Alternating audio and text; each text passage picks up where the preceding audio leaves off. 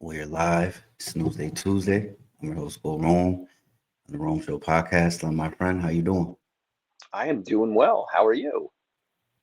I'm doing good. It's the weather's up and down.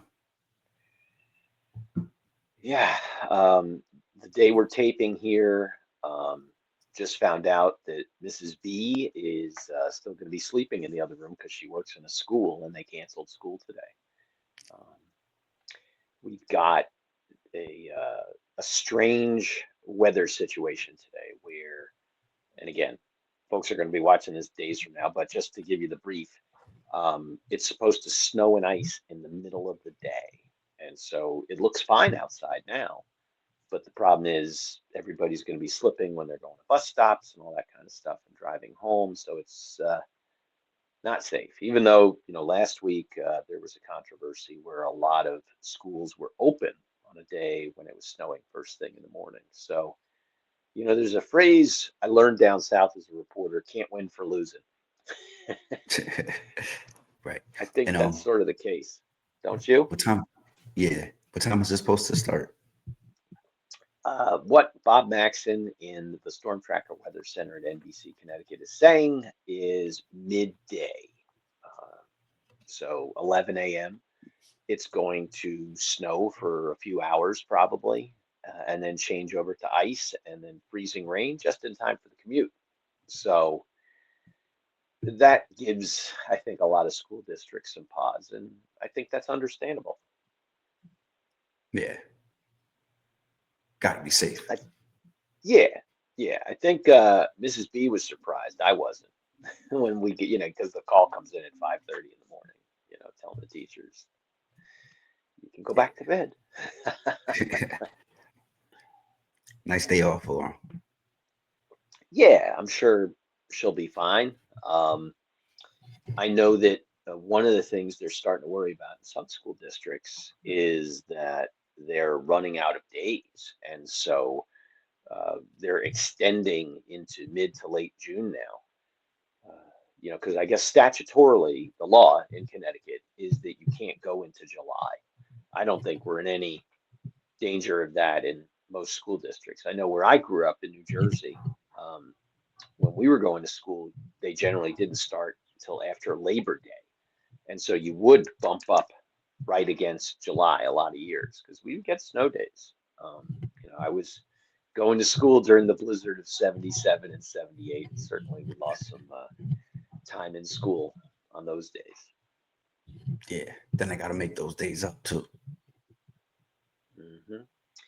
I mean, Rome, some school districts will have leeway. For example, the town I live in here, they generally will plan for 182 days. But then if you get a year like this, where the weather is just so bad outside, I'm pointing to the window where I see all the snow on the ground, none coming down yet, but it's coming. When you have a year like this, where you have a lot of snow days, they'll have 182 years, but they can cut it back to 180. So it gives them a little bit of wiggle room. But it depends on the district. It depends how those districts plan what they do. So we'll see, but it'll be fine. Yeah. Not too much. Is it supposed to be that 10 inches? Oh, today? No, no. Okay. In the quiet corners in the northeast and northwest of Connecticut, it might be 2 to 3 inches. In central Connecticut, where you and I are, it's a coating to an inch. And then in the southern half of the state, the rain will wash everything away. But just be ready because it's going to be a little bit icy. Hate to Okay. say it, but the good news, though, let me give you the good news. The good news is that Ryan Hanrahan, our chief meteorologist, is talking at NBC Connecticut, is talking about 60s within a week. Ooh, that's what I'm talking about. You That was a long pause, Rome. Yeah. That's what I'm talking about. Did you get out last weekend when it was 50 something on Saturday? Were you I working? did. I was Uh, working. I But got I'm out a off little this bit. weekend. Okay. Nice. It's going to be soupy. I mean, in terms of not foggy or humid, but we're going to have a lot of days of rain during the week. Then it's going to warm up. We got all this snow. You've got the rivers from up in northern New England. Their snowpacks are melting and that water's coming down. So could be a little sloppy this weekend. But all the same, you could sit on your deck if you've got one and probably enjoy some nice weather. Like, if it's 60 something and you sit in the sun, it's pretty warm. Yeah. In the springtime, on my weekends off, it's always usually raining. Yeah, we've had a lot of rainy springs the last few years. Although I think, let me check the forecast. I got the computer up here, Rome. I can look. I'll take a sneak peek for you. Let's see what we got. What are our weather people saying for the first weekend of March in central Connecticut? Let's see. Saturday, partly cloudy and 48, 20% chance of rain. Sunday, 57, scattered showers. Here's the kicker. Okay. Monday, Tuesday, Wednesday, 65, 64, 66. Nice. So you got to get out and at least have lunch or something. Yeah. Go get lunch. Something wrong. You got to do something. We got some good weather coming up. Let's see. Hopefully. I'm hoping. Be nice to get back out running outside. So I've been doing a lot of indoor treadmill stuff and it's fine, but it's time. It's time to get back outside. So that's a good segue into all the things going on.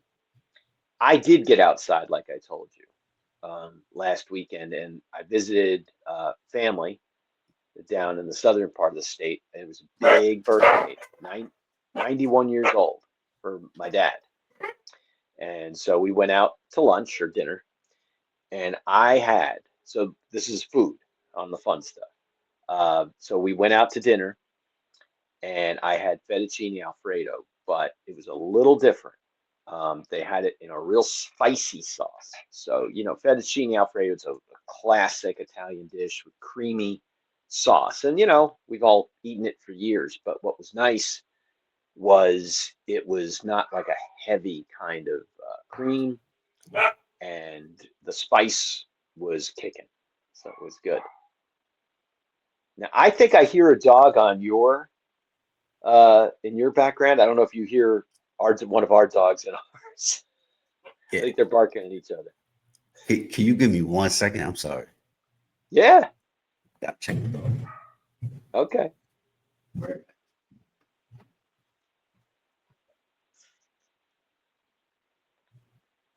Let's see.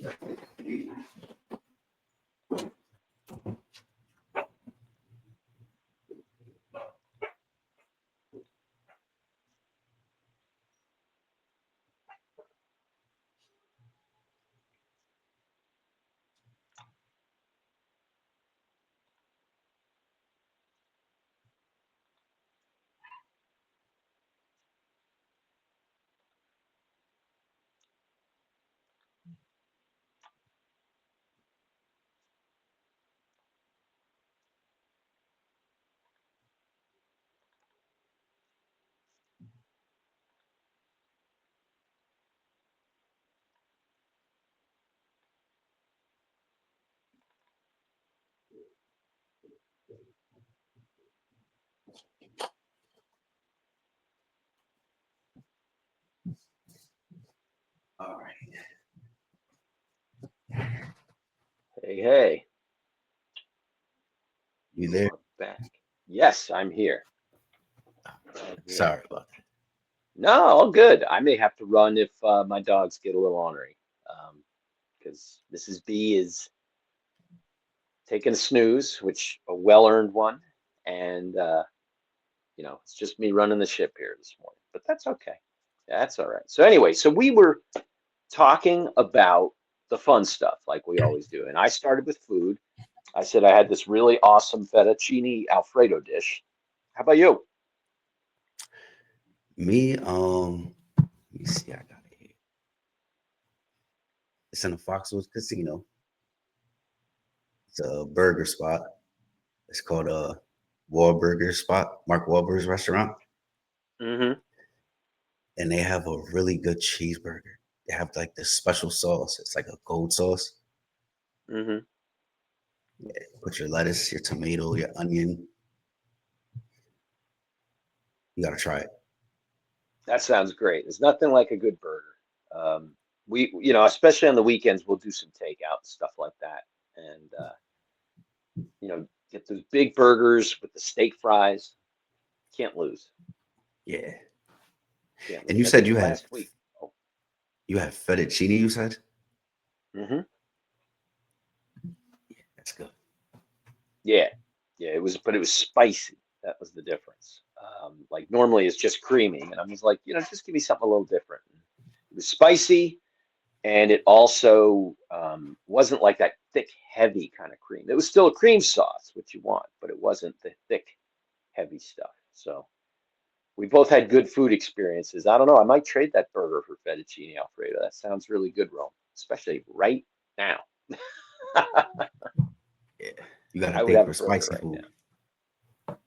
Oh, gotta have the spicy. Love the spicy. And like if you get a burger, you go to that place, Red Robin, and they got those big steak fries, and they've got that kind of seasoning you put on it. It's good.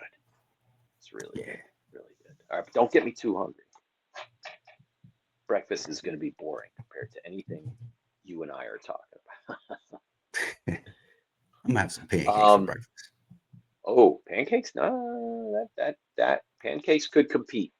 I won't do anything that good. It'll be something boring. I'm not gonna lie. Um, let's see, what else do we got? We got entertainment. I got a show for you. I think it's on HBO. Um, no, no, no, no. It's on Apple TV because we don't get HBO, but we get Apple TV. It is called Man on the Inside. Have you heard Man of on this the one? inside. Okay, it's really good. So it's Ted Danson from Cheers is the star of the show. And essentially, it's a story about an old guy who retired and is bored. And so he ends up becoming like a private investigator. And the first season was he went on the inside of a senior home to investigate a murder or something. And now I can't remember, he's at some other place doing the same thing. He like embeds himself. And it's sort of funny because he's goofy. So, Man on the Inside. What say you, Rome? It's kind of old. It came on 2014, but it's called Gang Related, and it's like investigating gangs, cops, and it shows both sides. hmm I watched the whole season. There was 13 episodes in 1 week. So, was it entertainment or was it a drama or was it a documentary? A drama. Yeah. So what were your big takeaways? It's like loyalty. They had like an informant working with the cartel, and he was like one of the top ranks police officers. And in the end, he had to basically save himself. It got real messy. hmm I can't imagine it doesn't. It's Yeah, when you got people infiltrating gangs and that kind of stuff, that's some dangerous work. yeah, very tricky. And so the name of that again was what? Gang related, and it's on Tubi right now. Okay. All right. That's better than me with Apple TV. That's expensive. Tubi, I think's a little bit. I think you can get that for free if you do that Yeah, the version with the ads. Let's see. What have we got? Sports. All right. So I'm in the middle of fantasy baseball drafting right now. So I'll explain fantasy baseball real quick to you. Essentially, a lot of people say baseball is boring, and it's not. You know, you certainly it helps if you like stats in baseball. But even if you don't, there's this one way where even if you follow one team, like my team's the Braves, a lot of people are Mets, Yankees, and Red Sox fans in this area where we live. And even if you don't want to follow your main team, you can compete with statistics, and you get to pick players from any team in the majors, and you get to be like a virtual general manager. So it's fun. And right now we're doing the draft, we're picking our players. So that's my big sports thing. How about you? Me is UConn. They had a special 31-0. That's right undefeated, and they have completed their 11th undefeated regular season in program history. So that's like very big for them. We're so spoiled by this team. They have been so good for so long. We're gonna look back on this someday and be like, "Wow, we don't know how good we had it," because boy, they are good. They are good. The women's hoops, they deserve all the accolades that they've earned, and it will be interesting to see if they can do it again. How many in a row would this be for them? They won last year, right? Yeah, the 11th. Phew. Wow, wow, that's something. Yeah. That is something. Well, hats off to the UConn women uh, and their basketball team. How about that? I know the men are struggling a little bit. Not to change the subject, but you're in Connecticut, it's all about the UConn Huskies and basketball, right? So um, they're doing okay. I think they're ranked sixth, which actually it's not okay. That's outstanding. Um, it's just compared to the women, they just do so well. But we'll see how that goes. I'm sure, next time we're talking about sports, either you or me are going to be talking about March Madness. Now we're coming now out of conference play. And now I think this week and next week, help me here. Is it conference championship week or something like that? Yes, fantasy football and the draft. Yeah. And conference play for the sub NCAA, and then they'll start March Madness usually what, middle of the month. So Yeah, yeah, so that's coming. It's coming. It's coming. Very exciting. Well, I guess and that's. Oh, how go many ahead. games is in March Madness? There's a lot of games. Whew. That's a great question because there are 64 teams. They've expanded it now. They have what are called the play-in games, which are usually like on the Tuesday and Wednesday before the tournament. Usually, traditionally, it gets going on Thursday. So the play-in games makes it like 66 or 68 teams. And then, my gosh, I mean, they have the round of 64, then the round of 32. So wait, so that's it'll be, I can't do that math, but it's a lot of games. It's It's a lot of dozens of games. games. Yeah, And there's so many of them are good. Do you do any pools or brackets or anything? I don't. I need to try though. Yes, you do. Try it. Yeah, Yeah. try it out. You could do them for free on Yahoo or, not to, shop their wares, but a lot of different sites, CBS, Yahoo, ESPN. And they're fun. I've done the free ones, but we have like a family one we do. It's not for money. We've been doing it for 15 years, ever since all our kids and nieces and nephews were little, so they could participate. This is the first year, Rome, that every single niece and nephew is over 18, though. So I don't know. Might be time to break out the cage. Make a couple dollars. We will see. We will see. But if I find out about any brackets at our station, I'll let you know. Maybe you and I'll Yeah, go in on a bracket or something. That'd be yeah, fun. yeah. That'll be fun. That'd be Try it fun. out.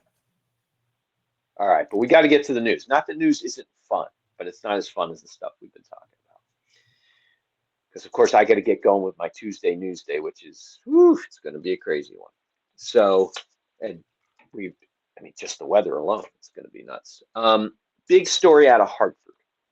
On Friday, there was an officer-involved shooting, and there's been an investigation into this now just to get more details out. So what we know, this happened in the Blue Hill section of Hartford, and the Office of the Inspector General came out yesterday and said that the victim was a 55-year-old man from Hartford. His name is Stephen Jones. He had some kind of a mental crisis around 11 in the morning on Friday, February 27th. Police were called out there. He had a knife in his hand. They had him basically, surrounded, for lack of a better term, with a semicircle of officers. Then another officer came to the scene, and according to the video that has been shown, he pretty abruptly shot Mr. Jones, and he ended up dying. Or not, he didn't end up dying. Let's hold on there. He's in critical condition at the hospital. That last check. Sorry about that. So Stephen Jones is not dead. He's alive. But he's in critical condition. I believe 9 or 10 shots were fired. And so now there's this investigation into what happened. Allegedly, and according to the video, you can see it, Mr. Jones kept walking toward the officer, and this officer, he apparently warned him. He said, "Don't come any closer or I'll shoot." And then he shot. And of course, the question is, was that justifiable? Not for me to decide. We will see what happens. We have a process in Connecticut whenever there is an officer involved shooting, where the Office of the Inspector General now will investigate that. And there are certain rules in terms of they have to put out certain information, certain video within days of the incident, which they've done.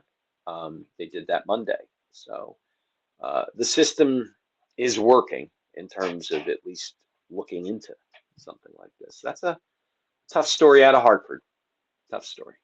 And NBC Connecticut will stay on top of that one for you. Another one, changing things up a little bit. Connecticut lawmakers at the Capitol are looking to restore Shoreline East service to the levels it was prior to the pandemic. This has caused some issues.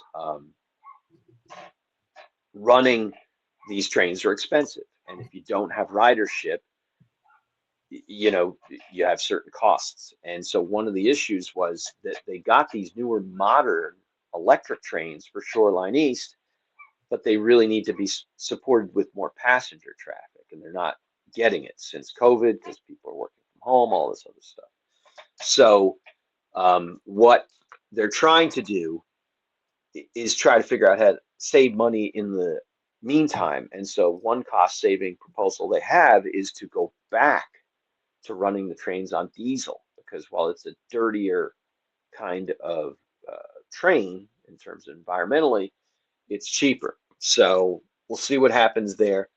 Ridership remains well below 2019 numbers, but state data is showing that those numbers are beginning to climb a little bit. So I don't know. It's a tough one. You want government to prime the pump a little bit, but you don't want to force something that just for whatever reason isn't happening. So some tough decisions there for the state, and we'll see what happens on that one. Yeah. And then our last story, really interesting, really interesting. I know you've spent some time in New Britain. I think you went to Central, right? Okay. Yeah. So, New Britain, as we all know, is a somewhat of an industrial city, not as much as it used to be, but it's got a lot of that going on. And here's a new kind of business coming to New Britain. Our meteorologist, Steve Glazier, did a story in the last few days. It is a hydroponic farm in the middle of New Britain in a building. And what's fascinating was, so first of all, hydroponics, that is where you grow something in your house or in an enclosed facility in water. Because if you give a plant the nutrients and it's in water, it's got the moisture, it doesn't need the soil necessarily. So there are all these consumer products that have been put out in the last 15 years. I have one. It's called an Aero Garden, and it's a great way to start your vegetables early. I'm about to clean mine out to get it ready for the spring. So like you can plant something in your house now. It'll grow about high by May, and then you put it outside. That's not what this is. What this is, it's a place called Does Good Garden, and it's a hydroponic farm in New Britain. It is growing, in this piece, lettuce plants. It's growing about 2,000 pounds, Rome, of lettuce every week indoors. It's harvesting what would be the equivalent of a 45-acre farm on an eighth of an acre. Wow. Think about that. Think about that. We all talk about that we have a food crisis in this country. We have a water crisis, because this is, even though it's hydroponics and it uses water, these systems are usually self-enclosed to some degree. So you're certainly not using as much water. So fascinating stuff. So all these stories you can see on NBCConnecticut.com and on our app. And of course, if you go stream, wherever you get NBC Connecticut, you can see these stories. In addition, I just want to tell you, we just had a really interesting piece that aired that you can see.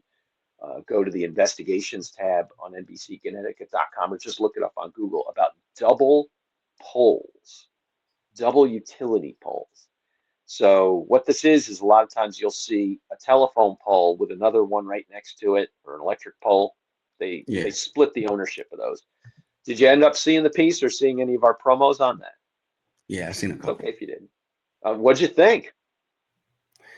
Interesting.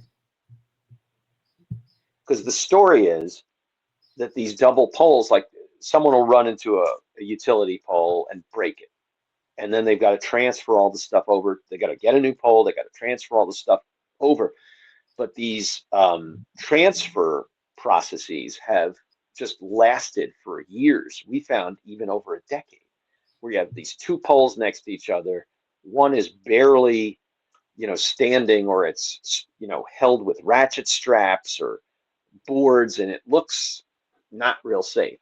Everybody says they are, that we've talked to for this story, state regulators, power companies, phone companies, but it certainly doesn't look too good. And people, when they see their rates that they're paying, are like, well, what are we paying for? So we keep looking into that story. There's going to be more on that this week, actually, at the legislature. That's my pitch. A lot of stuff at the legislature this week that are things that NBC Connecticut Investigates has been reporting on. In fact, there's something at the legislature today. We're recording here on Tuesday, the 3rd of March, talking about the Mimi Torres Garcia case and new rules that are going to be in place for video conferencing, or not video conferencing, but for face-to-face visits with kids. They're going to be unveiling a proposed bill today. So that should be interesting as well. So busy news day. I'm going to jump, but so good to see you. And we'll do it all again next week. Yes, sir. See you next week, my friend. All right. Sounds good, Rome. All right. Thank you. Have a good one. Take care. You too. Take care.